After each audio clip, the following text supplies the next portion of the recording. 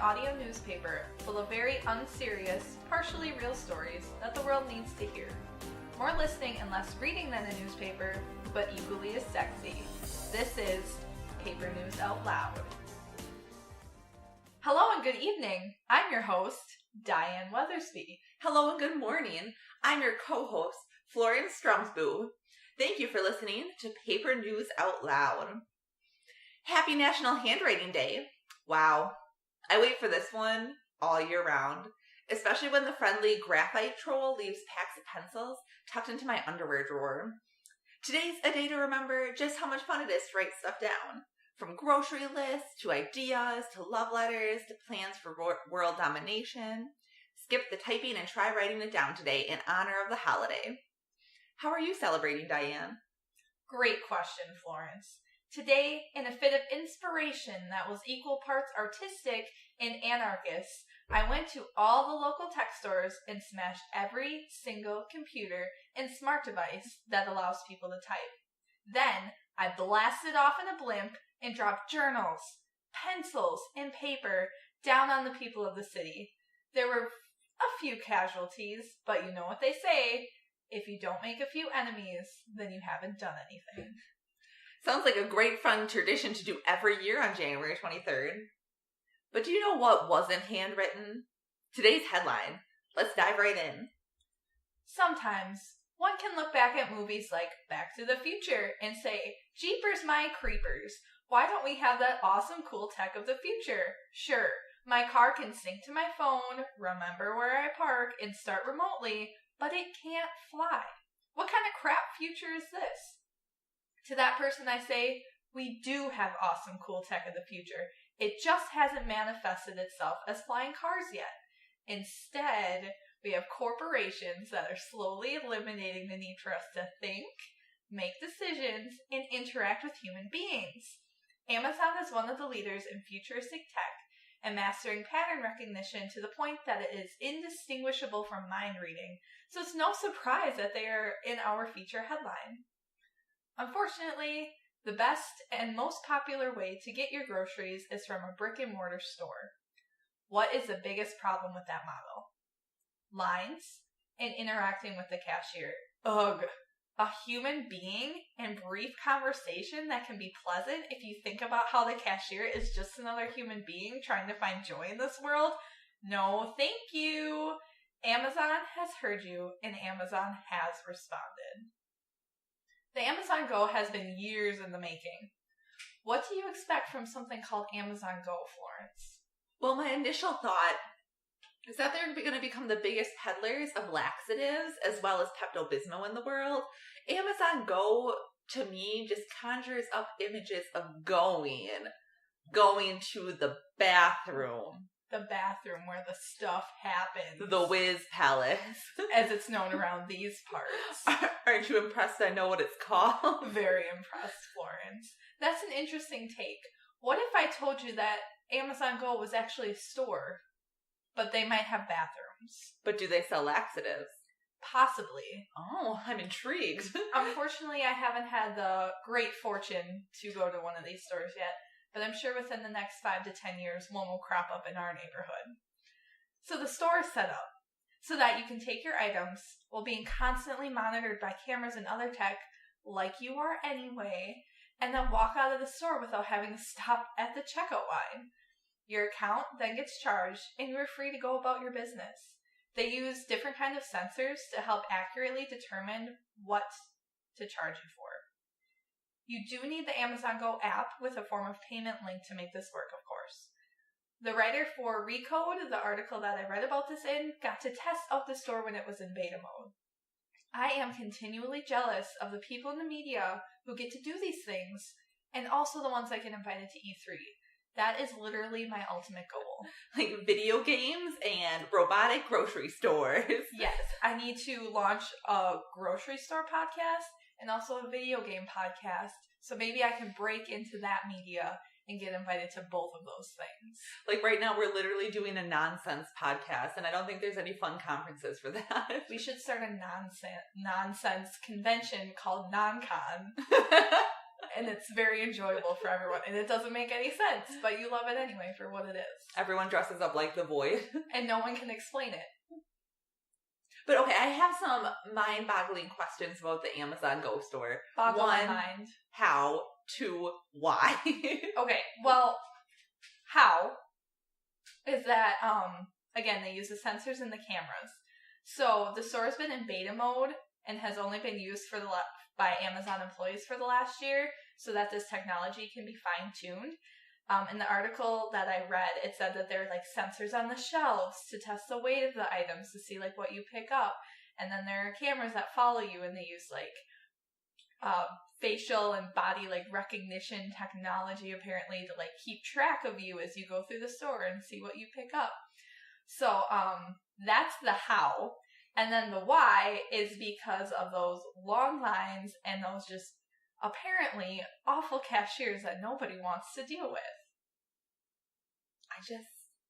I just don't know. Like, I feel like I would need a lot of convincing to think that this is a good idea because, one, it just doesn't seem fiscally responsible. Technology like that is going to break all the time. Like, look at how unreliable the self-checkout wait is. I just can't anticipate this working. I don't know. But this eliminates all cash registers.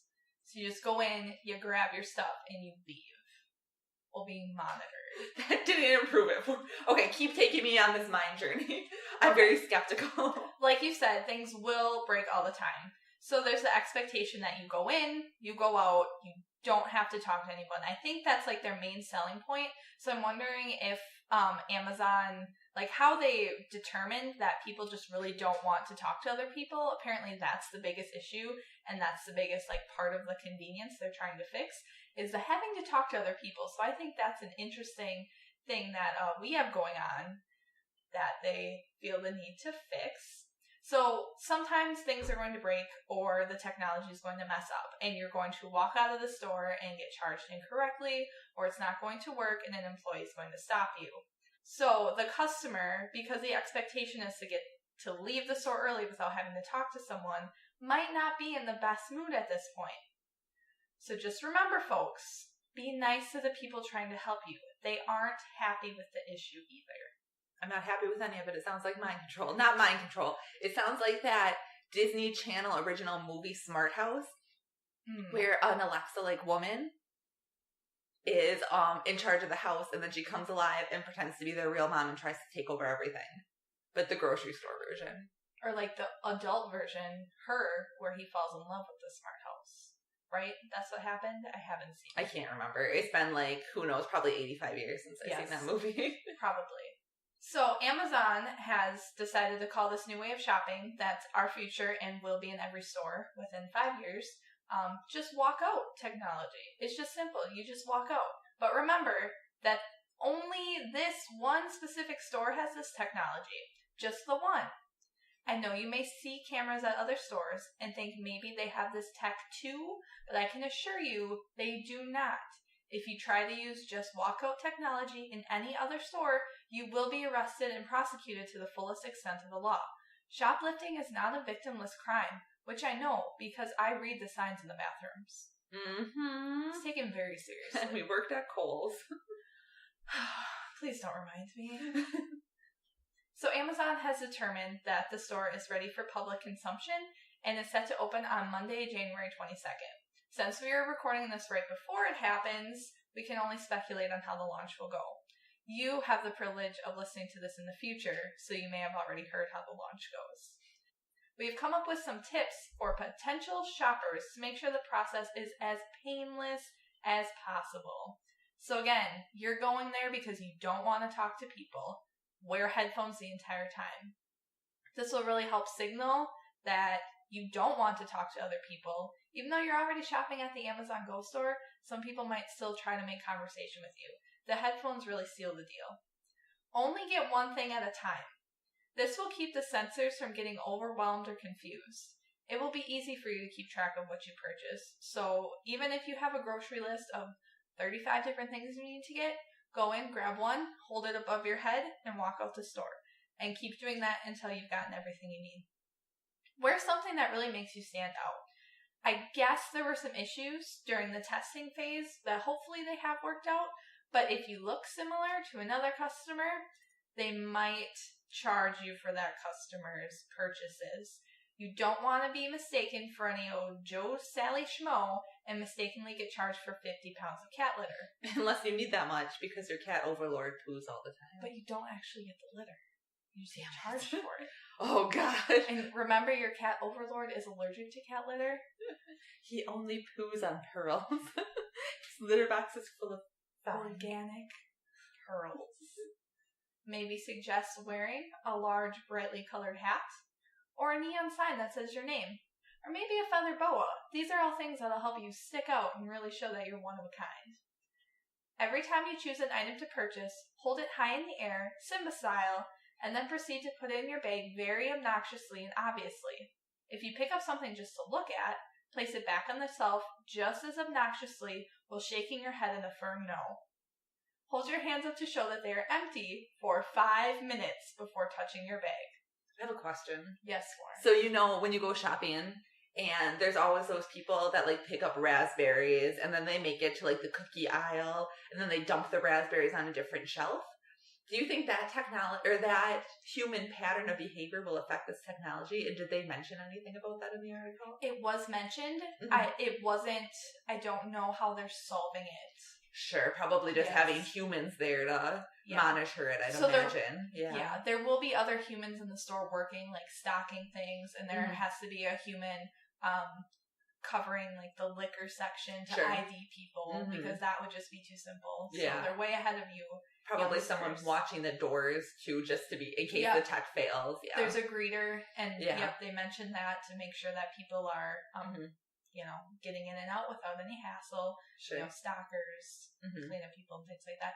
Especially because I think they mentioned that there's sensors with the weight on the shelf. So yes, don't take things and put them on other shelves. That's a great rule to follow in all stores because it's really annoying, especially when you see something from the frozen food section by your jeans. Or dairy.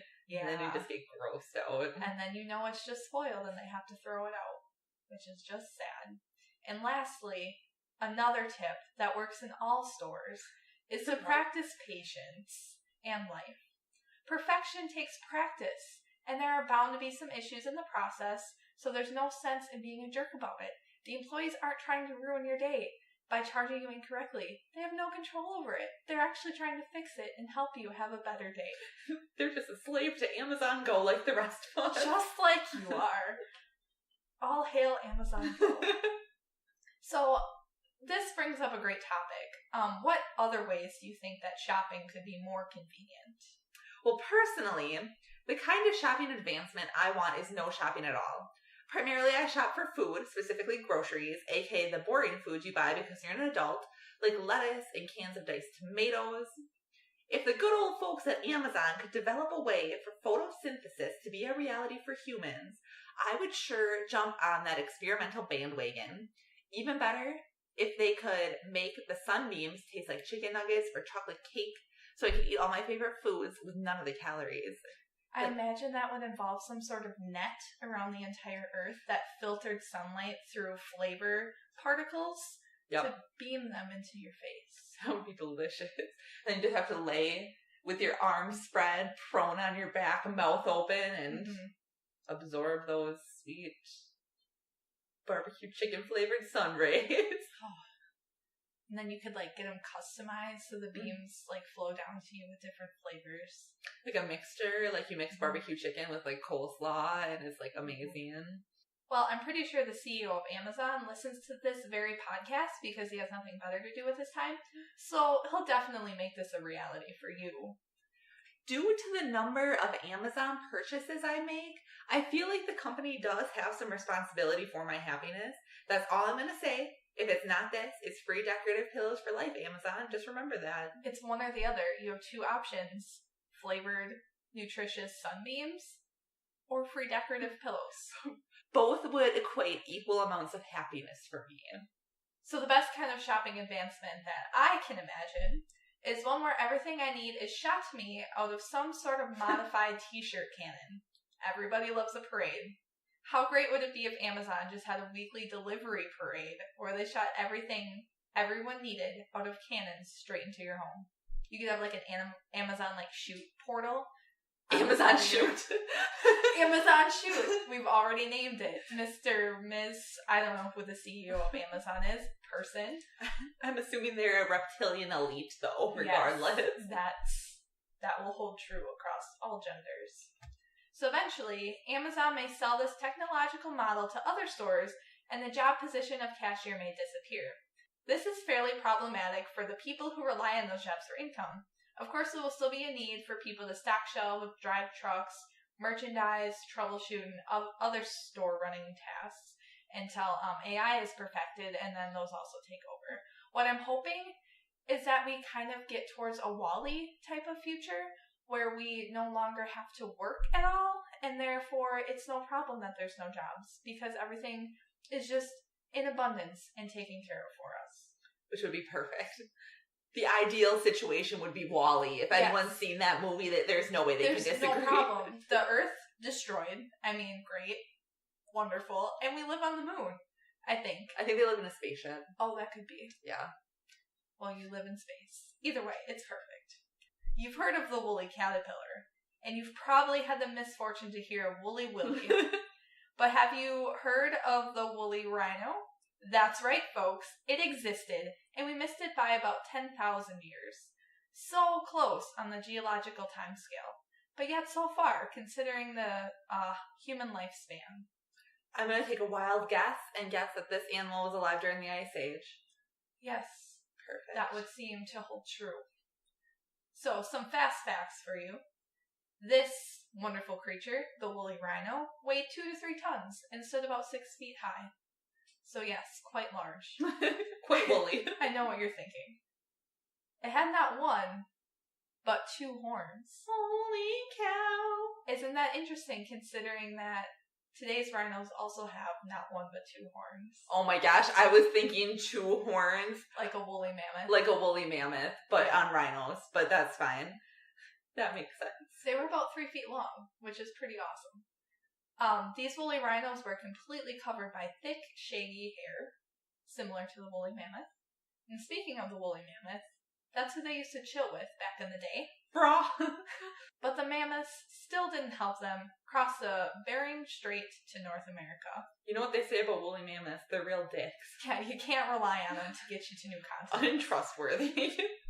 So, in spite of that, the rhino still had a roaming range from South Korea to Scotland to Spain.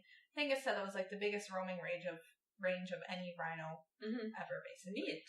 Probably because their fluff was actually legs, and then they walk like millipedes. Yes. And since they had the shaggy fur all over their body, they could roll and walk at the same time. It's really efficient. Yeah. Sounds advanced. Mm-hmm. Speaking of the wool, it could be sheared and then spun into yarn and crafted into blankets or other useful items through crochet or knitting if you were able to run with the woolly rhino, if it would have survived to today's times. And decided to be your friend and not kill you. Yes, which they were so friendly, of course they would have. The wool could have been used for curtains, rugs, upholstery, aprons, pillows, dress pants, sidewalks, shingles, you name it. It's very versatile and basically magic. The horns would be really useful in demolition work, like on HGTV with Chip and Joanna Gaines. Watch them tonight on HGTV, 7 p.m. Imagine how much fun you and your woolly rhino would have just barreling through buildings together. Of course, you should only barrel through buildings that have been marked for destruction, or you could run into some issues with the law and also your neighbors. Yes, yep, that's a great point. The horns could also be useful in other forms of demolition, such as demolition derbies. Woolly rhinos just love to smash and crash, and your rhino would get the perfect opportunity to do that safely in a demolition arena. You could charge a lot of money, your rhino could smash things, and then your rhino companion can buy all the finer things in life it craves, like real estate and golf courses.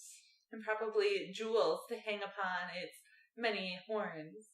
Ooh, a bejeweled horn, that would be high end. Quite exquisite. I'm assuming that it would eat a lot because that's what 2 to 3 ton animals do. I'm also assuming that it has to eliminate waste and would poo considerably. Poo. Rhinos love a healthy and balanced diet, so his poo would be great for rooftop gardening. You could create a brand, sell it in small quantities for big bucks to people in large cities, and help the environment. Really a win-win-win all around, except for people who live on the top floor and have to smell that nonsense. Woolly rhinos are creative geniuses. They make great actors and actresses. No. From the top. They make great actors and actresses, and are incredible writers, directors, and producers. Really the trifecta. The triple threat, one could say. They would completely change the way we think about media. The best part is that they are encouraging and love to give everyone the chance to shine their brightest. If you ever get the chance to travel back in time, might I suggest finding a woolly rhino to befriend? They probably need someone to cast in their next play, and you'd be the perfect fit. Aww. Diane and I were shucking corn today. Inside one, instead of a cob, there was this letter. It read, Dear Florence and Diane, I recently started dating a dream demon, the good kind. It's a benevolent creature that can bounce between people's minds and dreams. We've only been able to interact while I've been controlled by my own dreams, and I haven't been able to tell her how I feel. Is there a way that I can talk to her? Much thanks. Lucid in love. Well, Lucid, the name is your name, lucid dreaming. If your species doesn't dream, lucid dreaming is the phenomenon when you are aware that you are dreaming and can control the contents of your dream. Some people can train themselves to lucid dream and forever be in charge of their own dream world. And a great way for you to finally flirt with your boo. To show you how to do this, we reached out to WikiHow to help us help you. So this is part of the 25-step plan. Nope, there aren't that many steps. Number 1, focus on what your dreams are like. Reflect on them dreams, boy. The lucid dreamers out The lucid dreamers out there in the world use reflective techniques to spark their lucid dreaming. Think about what you dream about before you go to bed and meditate on what your dreams are like. Pay special attention to things like unusual locations, seeing individuals you recognize, wish fulfillment, number of cheeseburgers per dream minute, gravitational pull, and the trajectory of the dream moon or moons. Try writing them down in a journal or on your sheets using only a blue Sharpie. The fumes might help also spark that lucid dreaming high.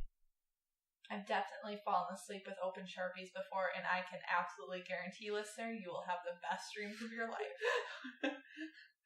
Wow. That'll be on a later episode. We'll discuss.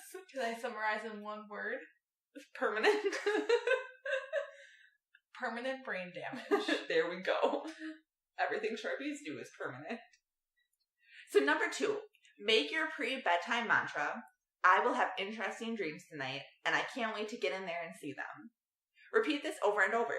Maybe try repeating it over 24 times for the 24 hours in a day. Or writing it over and over and over and over again on that giant chalkboard that hangs on your ceiling in your bedroom. Whatever it takes to drive the point home. The science side of dreaming comes to light. Increase your intake of the vitamin B6, which researchers believe increases your chances of lucid dreaming. You can get a supplement, check with your doctor first before you start taking any vitamin supplements, or just increase your consumption of B6 heavy foods like avocados, bananas, B-A-N-A-N-A-S, beans, nuts, fortified breads. And like I always say, I will literally use any excuse to eat more bread out there in the world. If none of these work, try buying all the B6 supplements you can, dissolve them in a bathtub full of warm water, and then submerge yourself into the water for a minimum of 2 days. This should do the trick. Also, the lack of oxygen will help you lucid dream. That's when true. you are passed out for 2 days beneath the water. If you live through it, you'll have the maddest dreams of your life. It'll be wonderful. What's the next tip? You guessed it, more pills. This time, that pill is smaller and is melatonin. Consuming melatonin can lead to an increase in vivid and bizarre dreams. But what else should you know about melatonin? It can mess with other prescriptions. Just remember, if you have to risk your life to be in control of your dreams, it's probably not worth it. So this is where we insert a disclaimer that everything we say is for comedy, and we aren't liable if you hurt yourself. If anything, blame WikiHow.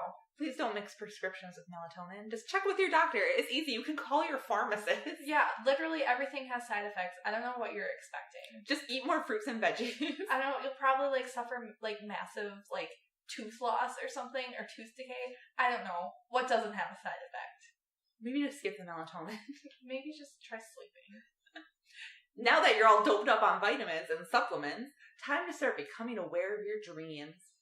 If you can, while you're dreaming, try saying these phrases to yourself. Am I awake? Is this a dream? How does the final season of Lost end? Where can I buy an affordable luxury rug and not break the bank? Who am I kidding? I can't afford a rug, even if it's not luxury. If you see affordable rugs, you should be instantly alerted to the fact that you are dreaming.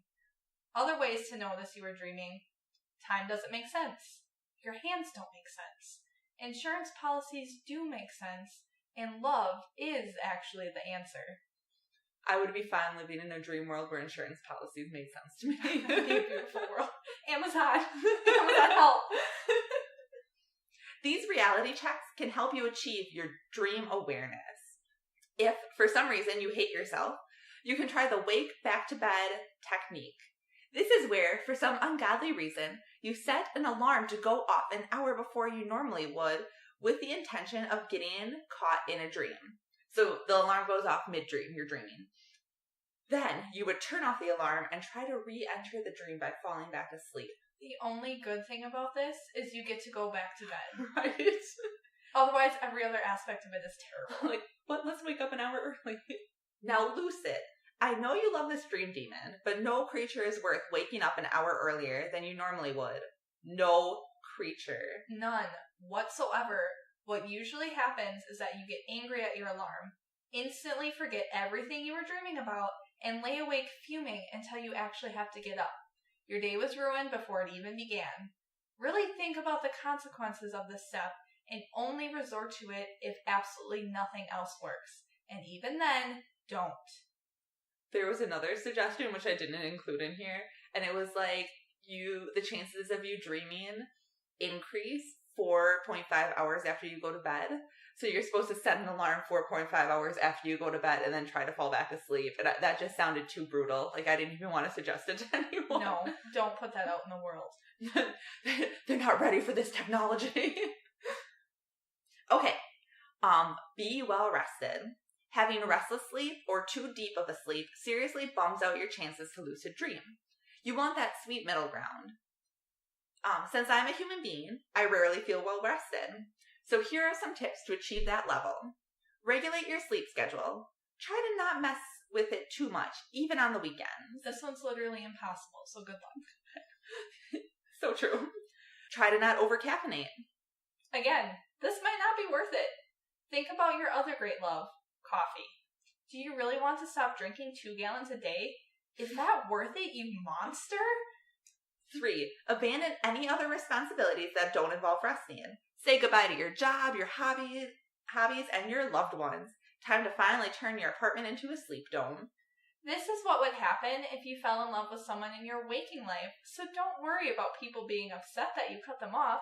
They expect it since you were in love or whatever. Number 8.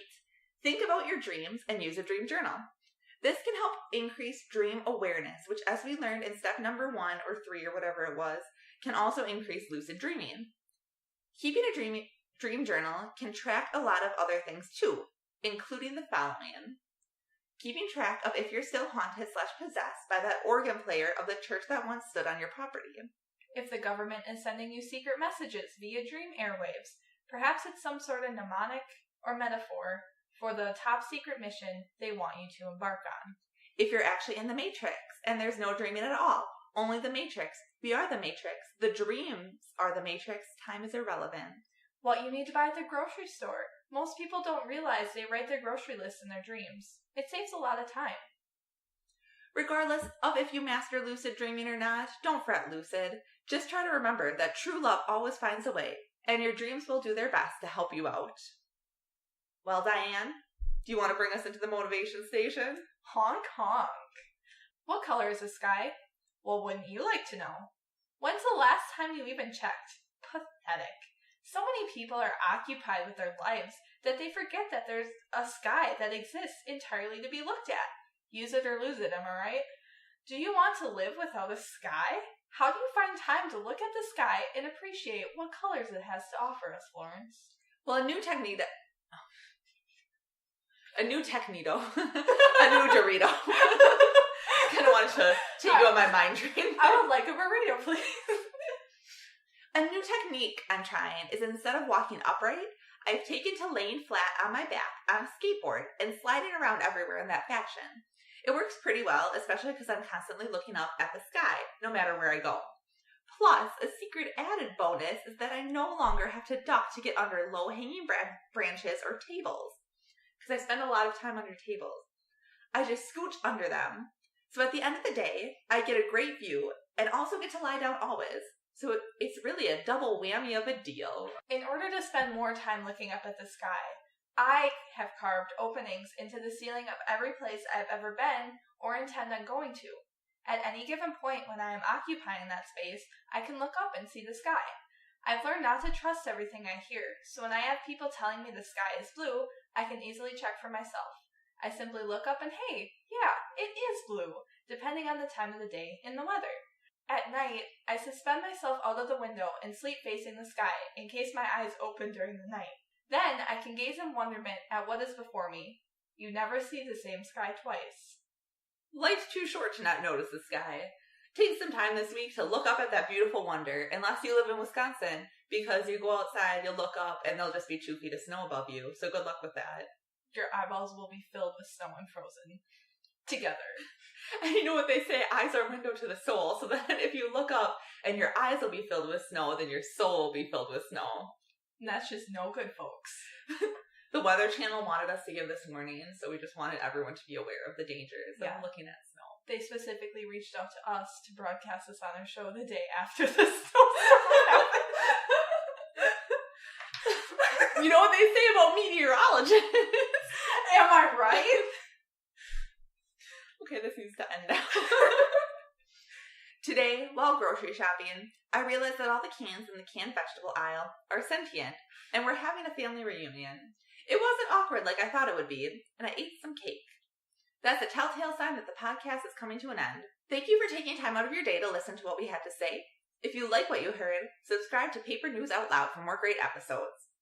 If you like what you heard a lot, leave us a review on iTunes saying what you liked. Please describe in vivid detail what your socks look like. I'm just curious. If you're in love with what you heard, ask your Amazon Alexa to order the biggest gummy bear you've ever seen, and then put some clothes on it, take it everywhere with you, and try to convince people it is your child. Name it Florence or Diane. We will be giving shout-outs to people who review the show on later episodes. Please rate and subscribe on iTunes or wherever you get your podcasts. Thank you so much for listening. I want to thank Random Genetic Mutations for having me here today. I also want to thank Jake Harrison for allowing us to use his track titled 5 off of his album Found on SoundCloud. Thanks, Jake. You can find his music through the link or by searching at this. Dear listeners, we are looking to showcase community art in a new rotating segment, creatively named Community Art. You can submit short poems or visual art or sculptures or, what is it called where they make the sounds that help you fall asleep? ASMR? Yep, that, ASMR, to us through email at alternaterealityproductions.com, or you can email us just to say hi, or let us know what you like about this show, if anything. Tweet us at Reality Out Loud and share with your friends. We hope you learned a thing and made a laugh. Hey Alexa, do you want to be in our podcast? Giving the last 2 new program you listened to, The Adventure Zone. Alexa, stop! This has copyright issues written all over it. Bye! Alexa, stop. Alexa, no. Alexa!